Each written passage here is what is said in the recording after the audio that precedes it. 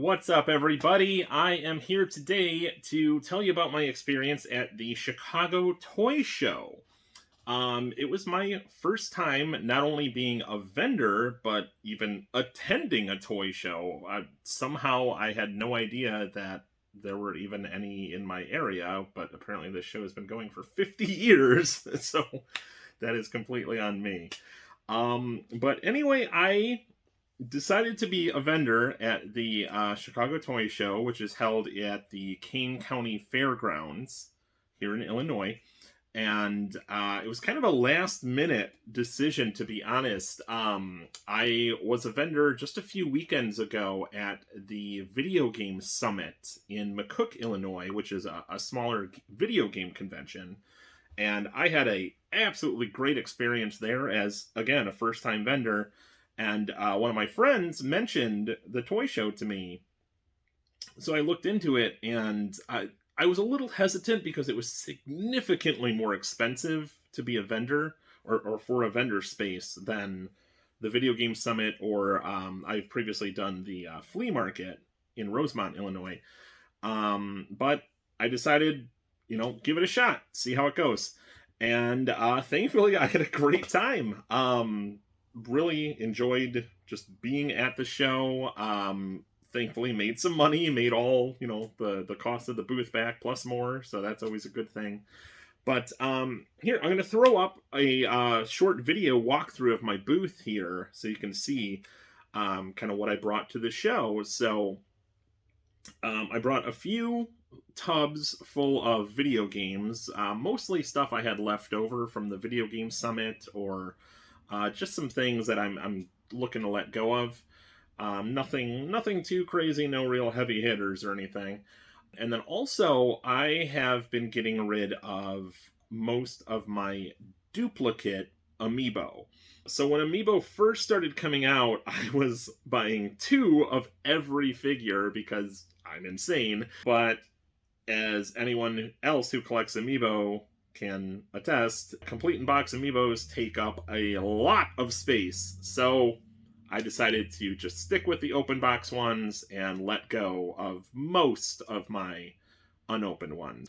Also had quite a few like Dungeons and Dragons type things, lots of Pokemon cards, Magic the Gathering cards, had some older Lego sets, some Star Wars toys, let's see, some plush. I had a couple of like Pusheen, some various like Pokemon plush, a lot of different classic keychains from Basic Fun, if anyone's familiar with them. And then just a whole big wide selection of dinosaurs, including a couple Dino Riders without their armor. But quite a big selection. I figured just bring a little bit of everything and see what works. So thankfully, I did sell quite a bit. Thankfully, sold a couple physically larger things, so that's always good, not having to pack those up and bring them home.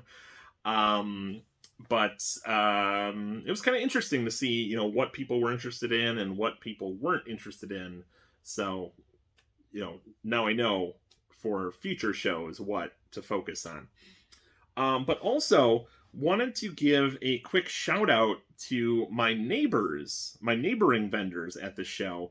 To my right, to the right of my booth, was a really awesome vendor named Zach, who manages a toy store called Broke Robot Toys and Collectibles. I will put a link to his website in the description below. Make sure you check him out. And then to my left, I had a really awesome couple. Brian, who runs the Creation Crib. He is actually a toy designer and does lots of really awesome custom toy and kind of like art installations. I'll throw up a couple example photos of his work here. So at the show, he had a really amazing like life-size Stitch from Disney's Lilo and Stitch, as well as Jack and Sally from The Nightmare Before Christmas. But yeah, really awesome, really nice guy. Be sure to check out his socials. I will put the links below. And then his wife, Molly, is a seamstress who makes some really cool um, custom like bags and just like plush and pillows. And for example, she made this amazing goldfish cracker pillow that she was nice enough to give to my fiance and I. So again, be sure to check out her socials and website in the description below. But if any of you are watching, you guys were awesome. Hope to see you at future shows. Speaking of which, I did end up buying a couple things at the show, pretty much just for my neighbors. I was doing my best not to go around and just blow all the money I made and all the cool stuff I could see throughout the show, but had to get a couple things. I always do. So from Zach's booth, we spotted this Funko Pop, which is Danny with Binks from Hocus Pocus, which is one of my fiance and I's just favorite movies. We love the original. The sequel is okay, but the original is just an all-time classic, and had never seen this pop. I believe, yeah, it was surprisingly a Spirit Halloween exclusive.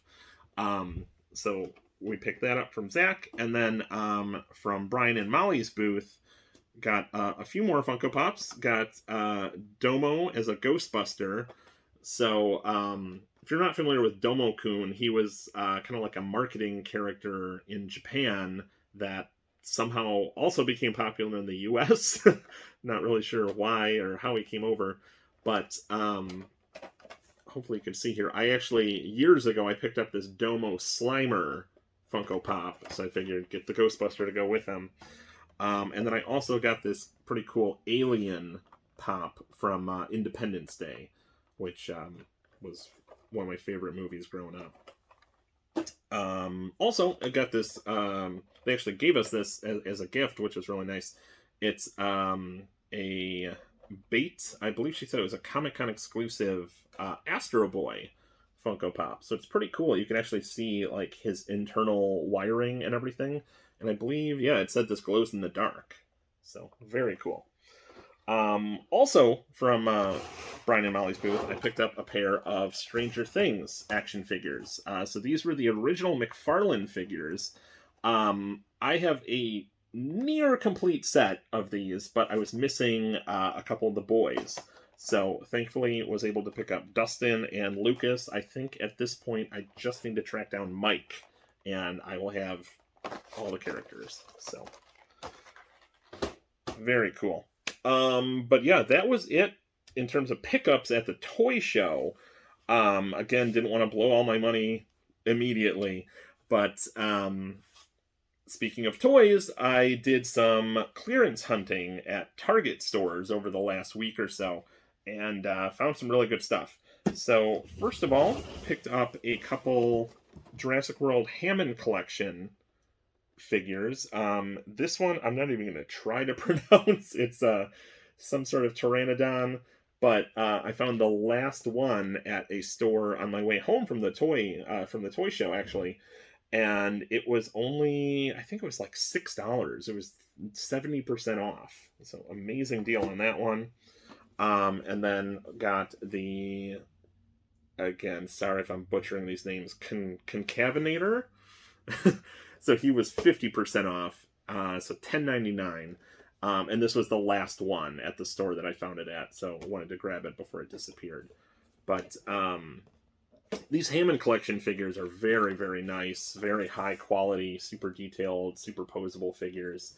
So I've kind of fallen off the Jurassic World stuff a little bit. There's just so many that have come out over the last couple years, but I'm still trying to keep up with the Hammond Collection when I can find them cheap. Did get a few other Jurassic World things, though. They finally hit my super cheap price point. But I got this Legacy Collection Ellie Sattler with Jeep set, and also has one of the Raptors. So this would be the scene where she was helping out Ray Arnold trying to get the power back on, and the Raptors were hunting them. But it's pretty cool. It's got an exclusive Ellie figure with her yellow raincoat from the movie. And this, I believe this was also 70% off. It was like just over $10, like $10.79 or something like that. So that was a no-brainer price. And got one other Legacy Collection set. This one from the Lost World. So this is Dr. Sarah Harding with Stegosaurus.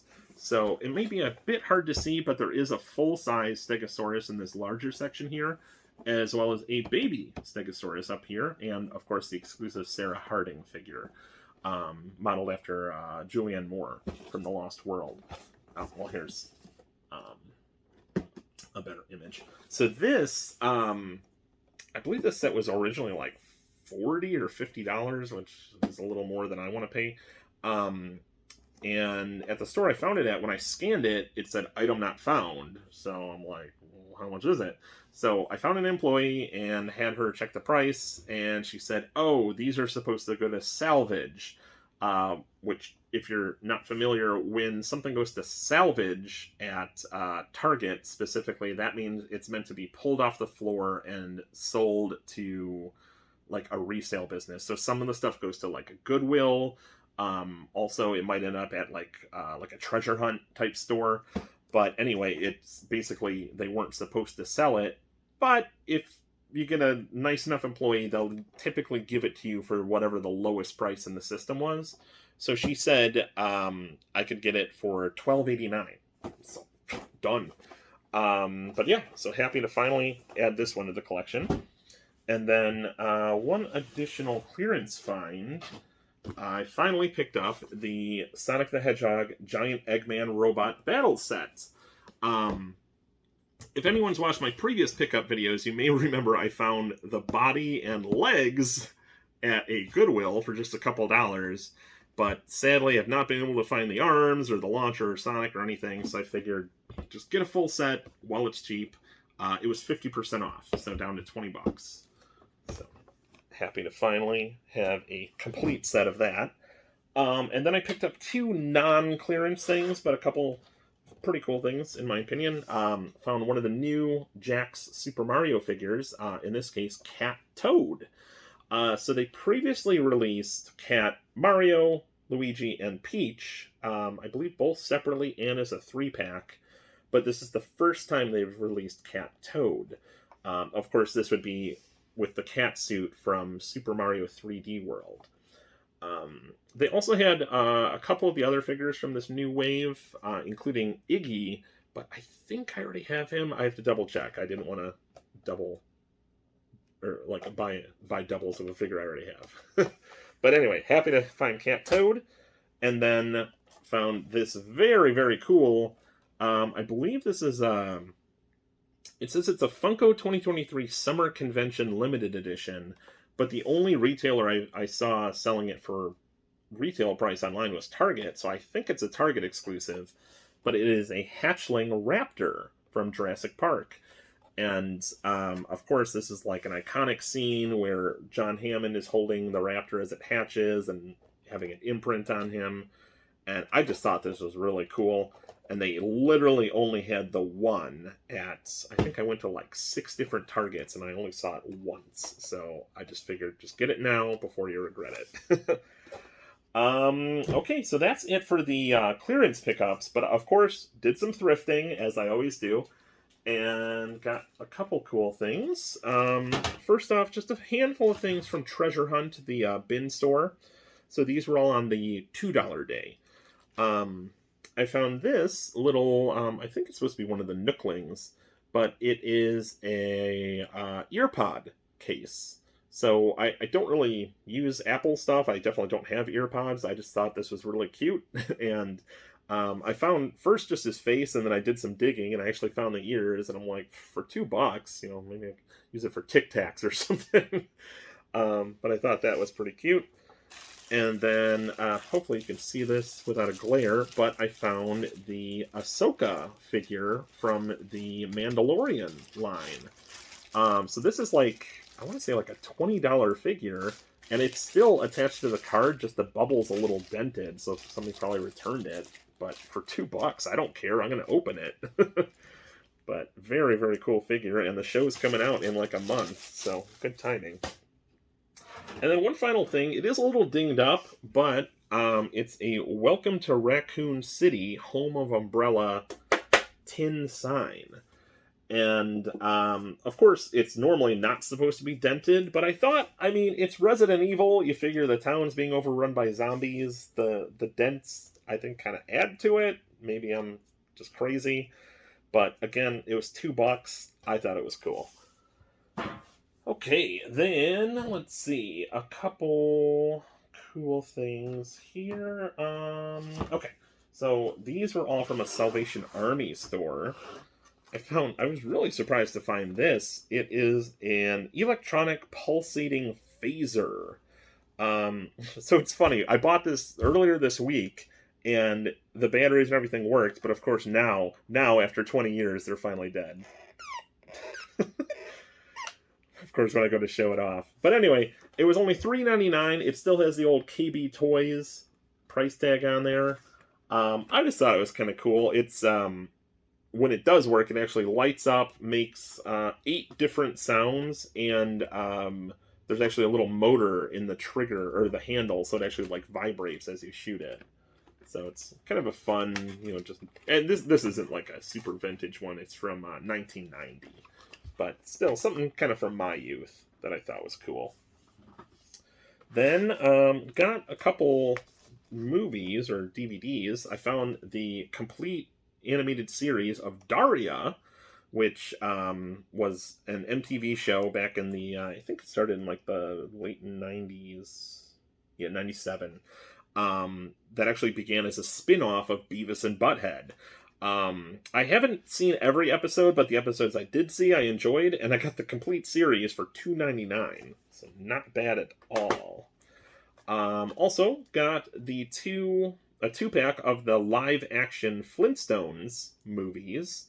That was just $1.99, and it is sealed. I'm pretty sure both of these are on Blu-ray, but for $2, I don't really care. And for like an older 90s movie, I don't think it's going to add that much or make that much of a difference between DVD and Blu-ray. So I was happy to find that. And then this was a very strange find. Rainbow Bright and the Star Stealer. Again, for $1.99. So I was never into Rainbow Bright as a child. It was kind of like a girl's toy back then, but I was certainly aware of it. Didn't realize there was a movie, though, but it's kind of cool. It looks like, a traditional, like, 80s animated movie. And I guess this is, like, super out of print and rare and potentially valuable, but, I mean, I figured I'd give it a watch, and if it's cool, keep it. If not, just, sell it on to somebody that wants it. But yeah, I've definitely never even heard of this before, but for $2, cool find. Speaking of cool finds for $2, I found Red Dead Redemption 2 for PS4 for $1.99. I don't know why it was there. I don't know why it was so cheap, but I mean, it's got both discs, it's got some kind of DLC and a map. It's insane. Because it's weird, like, this specific store, too, they'll sometimes price games as high as, like, $9.99. So it's just, like, kind of a crapshoot in terms of, like, who's pricing, who knows what stuff is, and, like, I just got lucky, I guess. That said, I'm not really the biggest fan of Rockstar stuff. I did really enjoy The Warriors, the game they made based on the movie. But I have not played the first Red Dead Redemption. I'm sad to admit, but I hear the second one's incredible, and for $2, I mean, I'll give just about anything a chance, so could not pass that up. And then, probably the craziest find, so I'm looking at the toys, as I always do, and behind a couple, like, random things, I see this Shadows of the Empire logo sticking up. I'm like, oh, is that a book? It's the N64 game, complete in box, for $2.99. Absolutely insane. It's the player's choice version. Oh, boo-hoo. But, like, I don't know why it was in the toy section. I don't know why they priced it so cheap. But, I mean, it's in pretty good shape. It does have, like, a couple little dents on the back. But for $3... Unfortunately, they didn't have any other N64 stuff. I did kind of scour the store. There was like nothing else by the electronics or the DVDs or anything. So maybe they'll get more in, or maybe they did, and this is what was left. You never know. But $3, awesome, awesome find. Moving on, some Goodwill finds. Okay, I think these were all from the same store.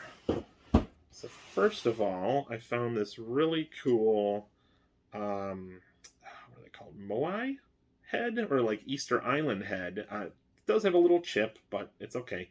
I'm pretty sure this is an incense burner. And it was just $1.99. So it's made of like ceramic or something similar, but I love this type of stuff. And for $2, I had to get that.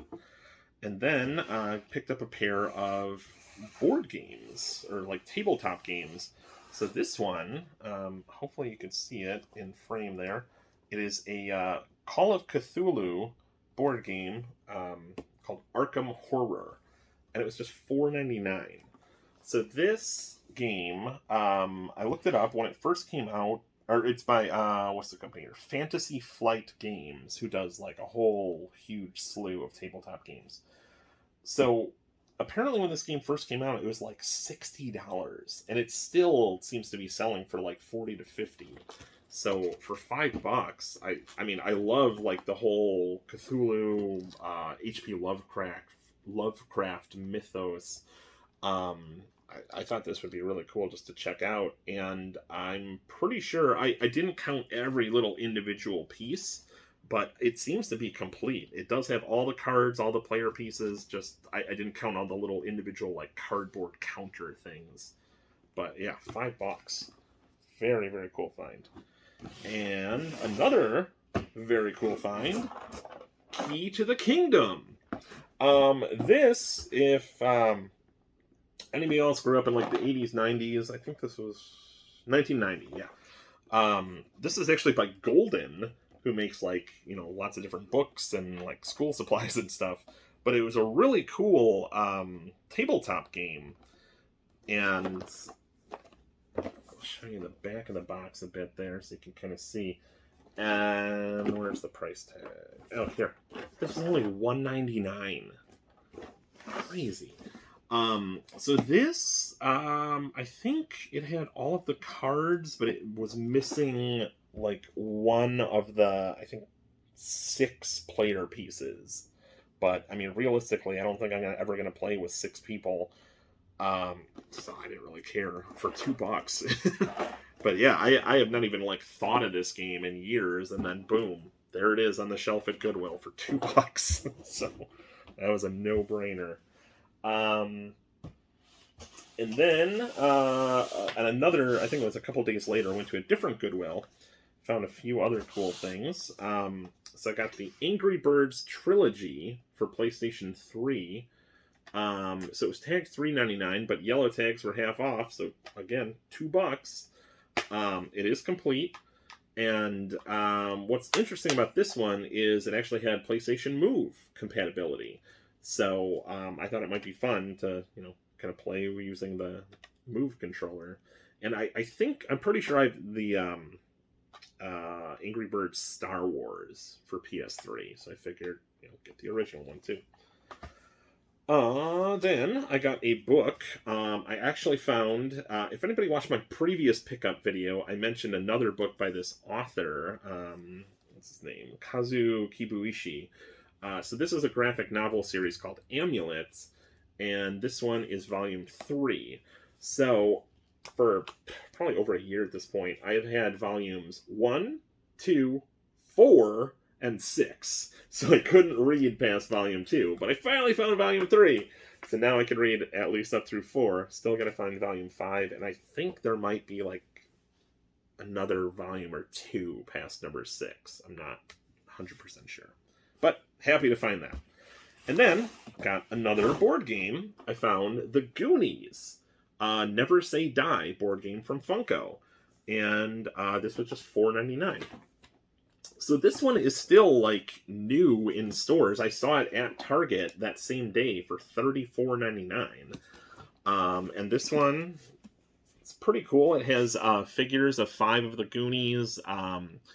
The what was the family? The Fratelli? Yeah, the Fratellis. One-Eyed Willie and the Octopus that wasn't in the final cut of the movie, but was in like the games. And yeah, 100% complete for $4.99. Very cool. One final Goodwill pickup that was kind of crazy. So I came across this kind of shoulder bag. So it's tagged $24.99. And I noticed this little Epson logo. And I'm like, what is this? So I open it up. And it is a projector. A pretty good one, actually. It's the Epson EX9200.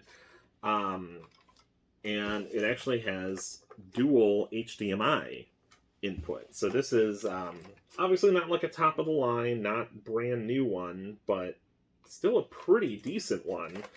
I looked it up. It still seems to be selling. I think the cheapest one I saw on, I believe it was eBay, was still like over $200. And I got this, so the projector with all the cables and this carrying case for $25.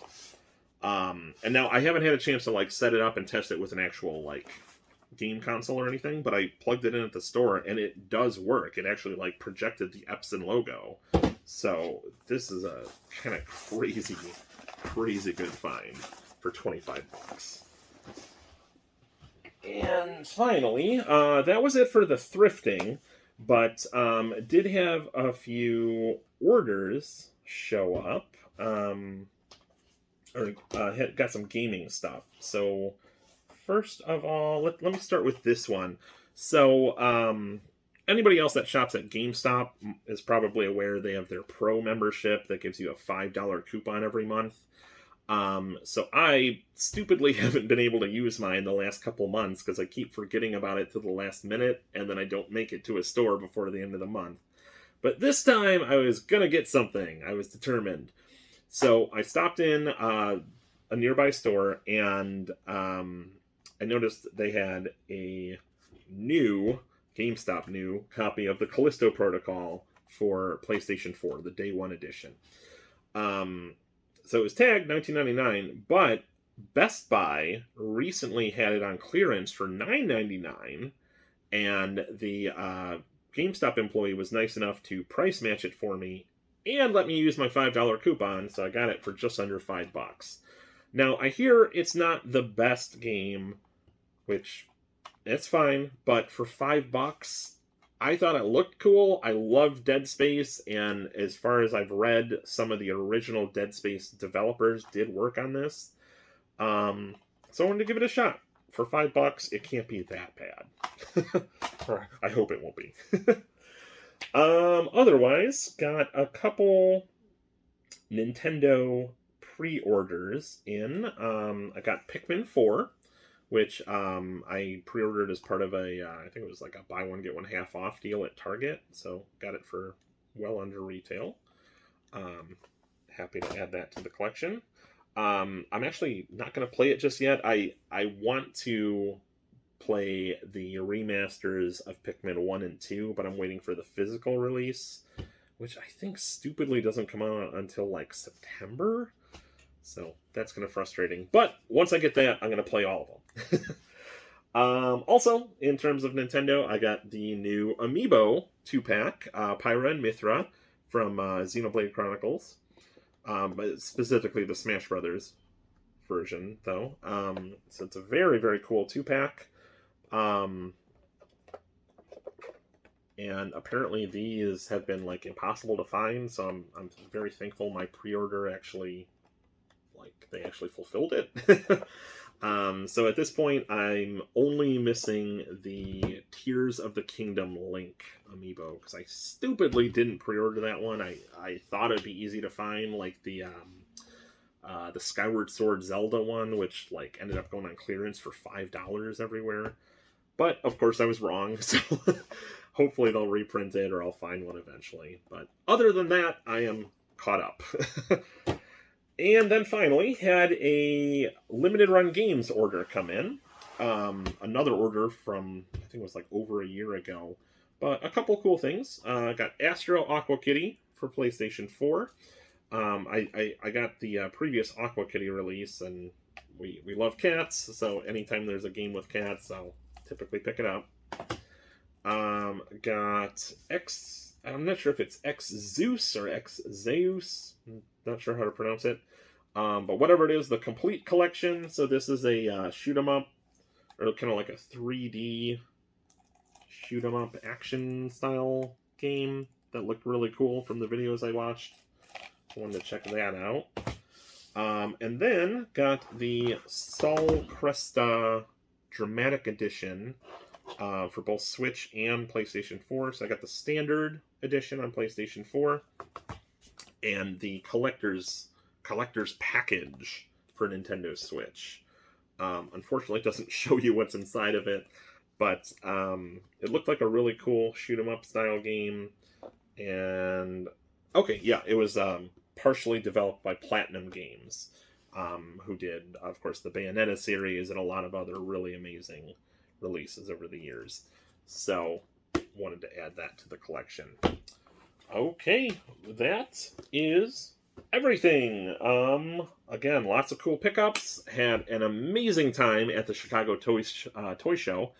And breaking news, I will be back. I already reserved a booth for the October show. So if you couldn't make it to the July show, and you live in the Chicagoland area, definitely check out the October show. I will be there along with dozens of other vendors. It's supposed to be like the biggest show of the year, from what I understand. Not sure exactly what space I'll have, but I did try to reserve a space in the same building, the West Pavilion.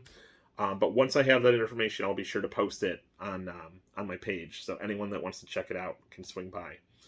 Okay, well, there we go. Thank you so much for watching. If you haven't already, please be sure to subscribe. I have a lot more videos on the way. Otherwise, thank you so much for taking the time to watch, and I hope to see you again.